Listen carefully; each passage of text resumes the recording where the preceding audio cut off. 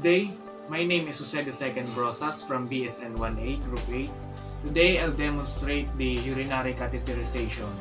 First, assemble the equipments. Sterile drainage tubing, collecting bag, 10cc syringe, pre-filled syringe, antiseptic solution, povidone iodine, 2 sterile gloves, 1 for insertion and 1 for the removal.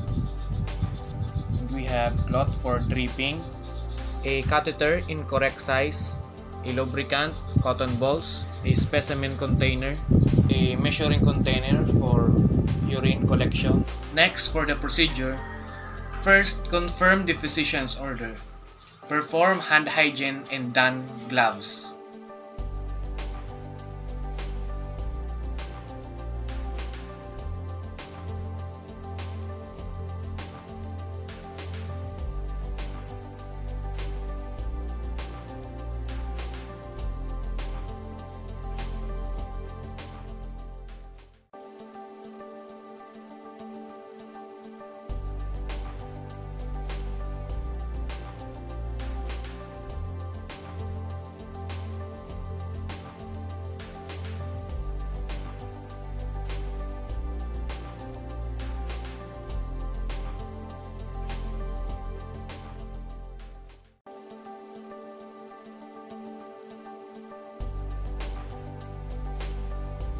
Identify the right patient and explain the procedure to be done. Determine if the patient has any allergies, especially to iodine and latex. Close the door or bed curtains and explain the procedure to the patient. Close the curtain and the doors to provide privacy to the patient and explain to the patient the procedure. Set up good light source, place trash receptacle within easy reach.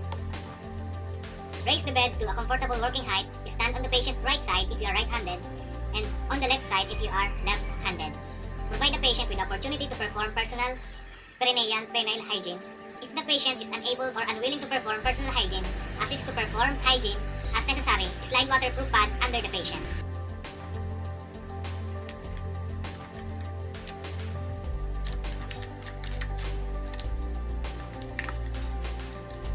For male patient, clean the tip of the penis first, using circular motion from the meatus outward, and cleanse the shaft of the penis using downward stroke towards the pubic area.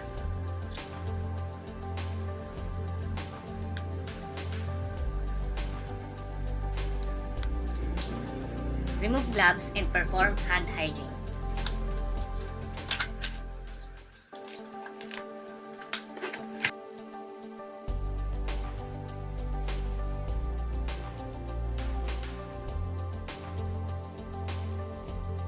Next, put a sterile gloves.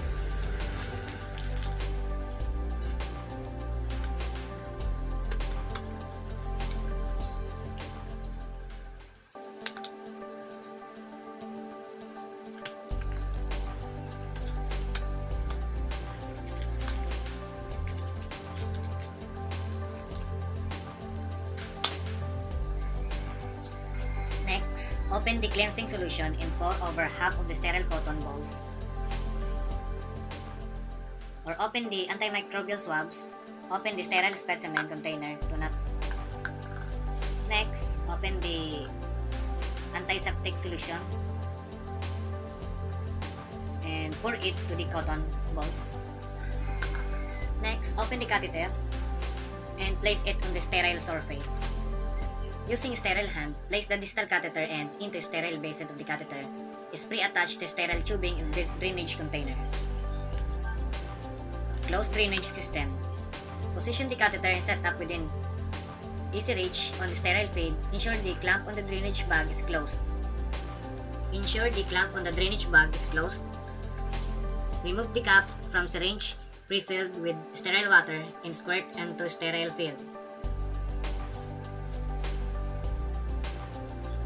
With your non-dominant hand, hold the patient penis at 90-degree angle to the body. If the patient is uncircumcised, pull back the foreskin with this hand to visualize the urethral meatus. This hand is now considered unsterile. Using sterile hand, pick up the cleansing solution, either antimicrobial swabs or soft cotton balls. using sterile forceps. Cleanse the urinary meatus with downward stroke, circular motion from meatus to base of the penis. Discard the cotton ball or antimicrobial swabs to repeat the steps at least 3 or 4 times.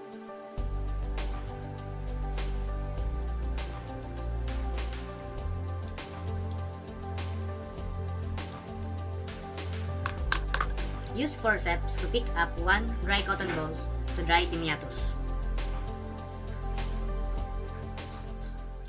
Hold penis with slight upward tension and perpendicular to the patient body.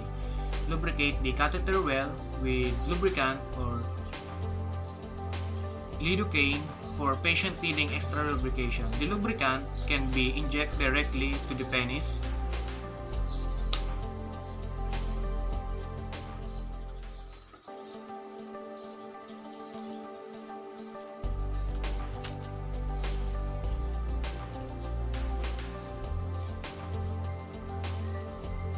Gently insert catheter into urethra approximately 8 inches until urine begins to drain.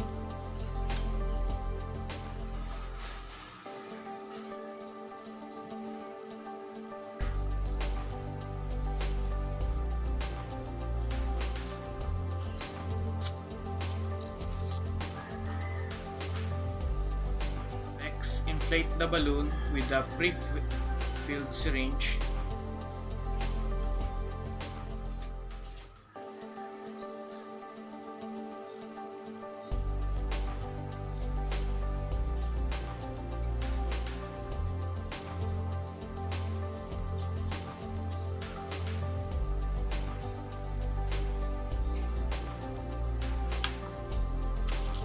As you see, the balloon is already inflated. To anchor the catheter to the urethra, check for placement by gently pulling the catheter on. Connect the distal end of the catheter to drainage bag.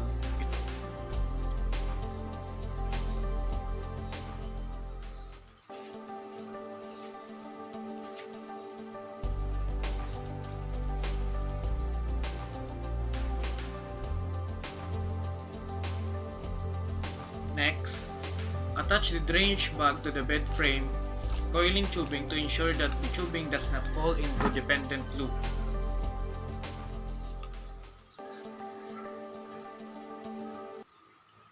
Discard gloves and perform hand hygiene.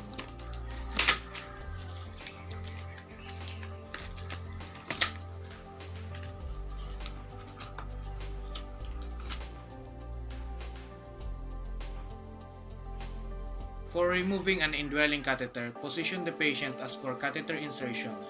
Drape the patient so that the only area around the catheter is exposed. Place a waterproof pad under the patient's thigh. Allow the syringe to fill liquid from the balloon.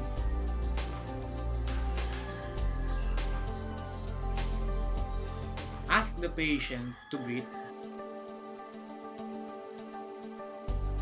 Ask the patient to breathe in and out deeply. Pinch the catheter and remove slowly, gently. Ask the patient to exhale. Sir, halion ko na po ha.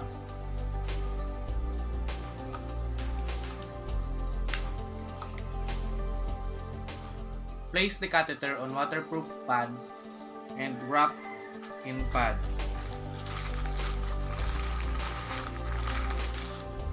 Assist the patient to cleanse and dry genitals.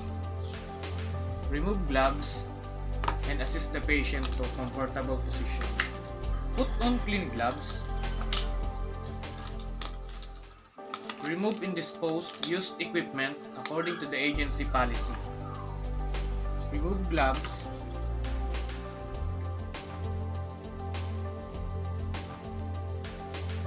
Measure and document urine in drainage bag and time of catheter removal. Estimate when the patient should avoid within 8 hours.